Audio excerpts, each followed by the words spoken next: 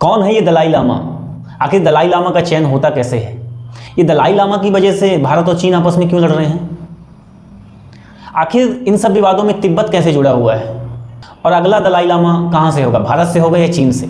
जानेंगे सारी बातें, जुड़े रहिए इस वीडियो में। देखिए, क्या आप किसी ऐसे व्यक्ति को जानते हैं जिसे करोड़ों लोग पूछते हों, लेकिन वहीं कुछ लोग उसे राजनीतिक चालबाज भी कहते हैं? जी हाँ, मैं बात कर रहा हूँ दलाई लामा की।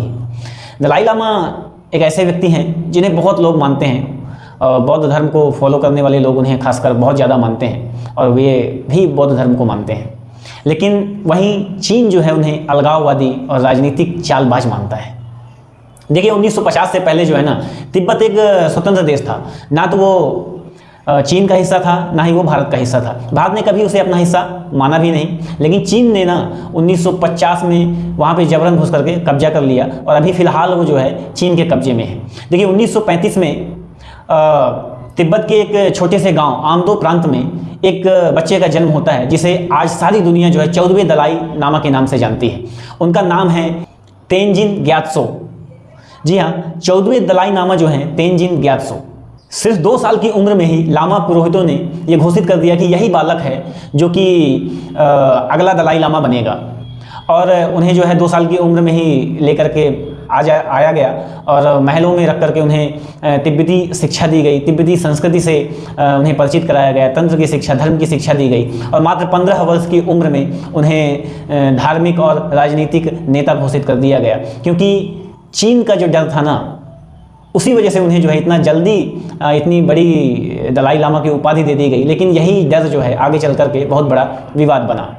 देखिए, आपके दिमाग में एक आ रहा होगा कि दलाई लामा आखिर चुनते कैसे हैं, दलाई लामा आखिर बनते कैसे हैं, इसके लिए क्या प्रोसेस होता है? तो देखिए, ये दलाई लामा जो है ना, एक प्रकार से एक राजा आप समझ सकते हैं कि वो उस देश का राजा होता है ना। वही धार्मिक राजा भी होगा, वही राजनीतिक राजा भी होगा। तो दलाई लामा जो होता है ये तिब्बती एक संस्कृति का एक हिस्सा होते हैं, जो कि बहुत बड़े धर्मगुरु माने जाते हैं और वही राजनीति को भी वहाँ से ऑपरेट करते हैं। तो दलाई लामा जो वर्तमान में, जैसे अभी दलाई लामा जो है, जब उनकी मृत्यु होगी ना, तो उनकी चिता की आग को देखा जाएगा, उनके धुएं को देखा जाएगा कि वो धुआं किस दिशा की ओर जा रहा है। उससे जो है वरिष्ठ पुरोहित जो होते हैं वो अंदाज़ा लगाते हैं कि इस दिशा में कहीं ना कहीं इनका जन्म होगा। उसके बाद बहुत सारी चीज़ें देखी जाती हैं, जैसे उनको सपने जो आते हैं, उनके सपनों के माध्यम से वो अध्ययन करते हैं और उनकी मृत्यु के 4-5 साल बाद वरिष्ठ पुरोहितों का गुत्था जो है ना वो जाता है उनके पूर्ण जन्म को ढूंढने के लिए। तो ये जाते हैं आसपास के छोटे छोटे गाँवों में, या वहाँ जो उनको सपने आते हैं उस स्थान में जाते हैं, वहाँ पर जो है छोटे छोटे बच्चों से मिलते हैं। वो ऐसे बच्चों का चयन करते हैं कि जो जिनकी उम्र कम हो और वो अपनी उम्र से ज़्यादा प्रतिभाशाली हो, अपनी उम्र से ज़्यादा ज्ञान रखते हों, और उन्हें पुराने दलाई लामा की कुछ प्रिय वस्तुएं भी दिखाई जाती हैं। तो उन बच्चों के ग्रुप में से जो बच्चा उस प्रिय वस्तु को जो है इंगित करता है या उस वस्तु को जो है चुनता है, उससे अंदाज़ा लगाया जाता है कि कहीं ना कहीं ये बच्चा ही उनका पुनर्जन्म है। तो ऐसी बहुत सारी चीज़ें होती हैं जो तिब्बती संस्कृति के अंदर आती हैं। तो उसका चयन जो है इस तरीके से होता है। जब उनको पूरी तरीके से कंफर्म हो जाता है कि हाँ यही बच्चा जो है, इसकी जो व्यवहारिकता जो है, इसका जो व्यवहार जो है, ये सारी चीज़ें पिछले दलाई लामा से मिलती जुलती हैं, तो सारे पुरोहित जो हैं जो मिलजुल करके एक डिसीजन लेकर के उस बच्चे को जो है अगला दलाई लामा घोषित कर देते हैं और फिर उसे अपने पास लाया जाता है, महलों में रख करके उसकी शिक्षा दीक्षा, तंत्र मंत्र धर्म सारी शिक्षाएं उसे जो है प्रदान की जाती हैं। और जब वो परिपक्व हो जाते हैं तो उन्हें जो है वो सारी चीज़ें अधिकार जो है दे दिए जाते हैं। देखिए, वर्तमान में चीन में कम्युनिस्ट पार्टी की सरकार है। कम्युनिस्ट पार्टी की स्थापना जो है ना 1949 में माओ जेडोंग ने की थी। 1949 में इसकी स्थापना ही हुई कि 1950 में ना इसकी नज़र जो है तिब्बत में पड़ गई। अब तिब्बत में इसकी नज़र पड़ी तो उसने अपनी सारी सेना को जो है ना तिब्बत भेज दिया। तिब्बत में उसकी सेना जो है घुस गई और तिब्बत में कब्जा कर लिया। अब तिब्बती लोग जो है ना वो बहुत धार्मिक लोग हैं, वो धर्म को मानने वाले लोग हैं, बहुत ही शांतिप्रिय लोग हैं और उन्हें जो है ये लोग जो है ना झुकने पर मजबूर कर दिया। 1959 में जब हालात बहुत ज़्यादा बिगड़ गए तो तिब्बत के जो दलाई लामा थे वे जो है ना भेष बदल करके भारत आ गए।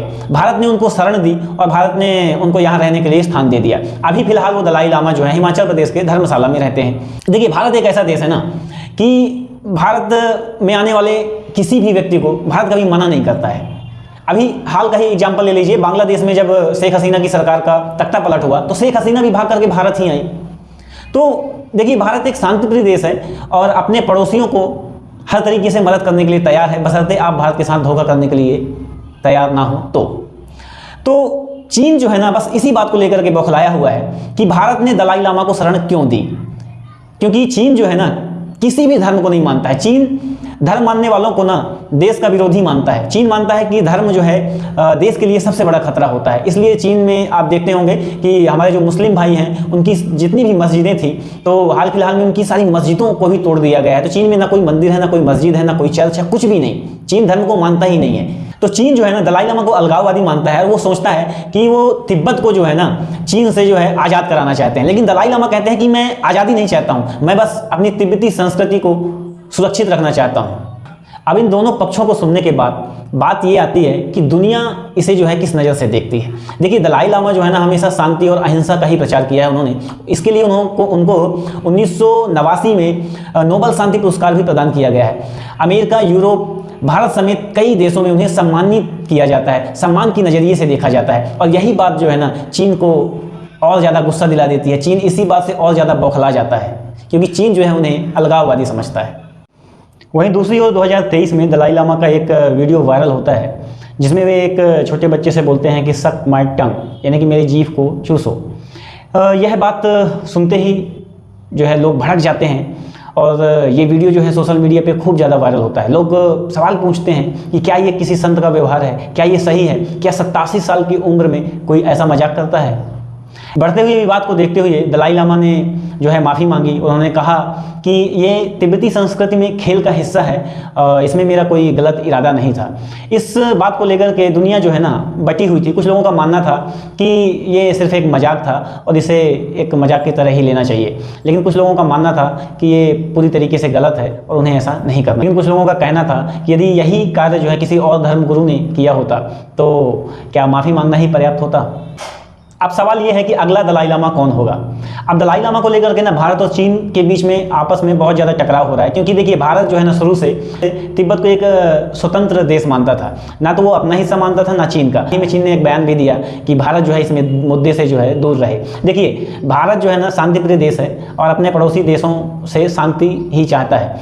लेकिन 1950 में जब चीनी सेना ने जबरन तिब्बत में कब्जा किया था तो तिब्बती जो दलाई लामा थे वे भारत में आकर के शरणार्थी ले गए थे। चीन इसी बात को लेकर के बौखला गया था और जब भी दलाई लामा की बात उठती है तो चीन जो है अपने कान जो है खड़े कर लेता है, क्योंकि चीन चाहता है कि तिब्बत में ऐसा दलाई लामा हो जो चीन की सुने, जो चीन के इशारों पर चले। लेकिन जो वर्तमान के जो दलाई लामा है वो कहीं ना कहीं भारत ने उनको शरणार्थी बनाया हुआ है, भारत ने उनको सम्मान के साथ रखा हुआ है। तो कहीं ना कहीं चीन को इससे मिर्ची तो लगती है और चीन यही नहीं चाहता है कि ऐसा हो। और भारत जो है चाहता है कि तिब्बत में तिब्बती संस्कृति जो है बरकरार रहे, तिब्बत जो है पूर्ण रूप से स्वतंत्र रहे। तो बस यही बात जो है ना दोनों के बीच में टकराव का कारण बन रही है। और हालांकि दलाई लामा खुद कह चुके हैं कि यदि मेरी मृत्यु हो जाती है और मेरी मृत्यु से पहले तिब्बत जो है आज़ाद नहीं होता है तो अगला दलाई लामा जो है भारत में जन्म लेगा। अगले दलाई लामा का जो पुनर्जन्म है वो भारत में होगा। और जब ये बयान जो है चीन सुना ना तो चीन के मंत्रालय ने बयान दिया, विदेश मंत्रालय ने, कि अगला दलाई लामा कौन होगा ये चीन की केंद्र सरकार तय करेगी, ना कि कोई दूसरा पक्ष। और उन्होंने भारत को गीदड़ भभकी भी दी कि भारत इस बयानबाजी से, ऐसे मुद्दों से दूर रहे तो ज़्यादा बेहतर होगा। देखने वाली बात होगी कि आगे आने वाले समय में भारत इस मुद्दे पर कहां तक अपने पैर आगे बढ़ाता है। क्या दुनिया को भविष्य में दो दलाई लामा देखने को मिलेंगे, एक भारत का और एक चीन का? ये बड़े ही आश्चर्य की बात होगी। और ये जो तिब्बत का जो मुद्दा है ना, ये भविष्य में भारत और चीन के बीच राजनीतिक टकराव का एक बहुत बड़ा कारण बनेगा। आपको क्या लगता है कि क्या दलाई लामा की छवि जो है दुनिया भर में गलत दिखाई जा रही है? क्या दलाई लामा सही हैं या फिर उनके चेहरे के पीछे कोई और राज छुपा है? कमेंट करके जरूर बताएं। तब तक के लिए बहुत बहुत धन्यवाद।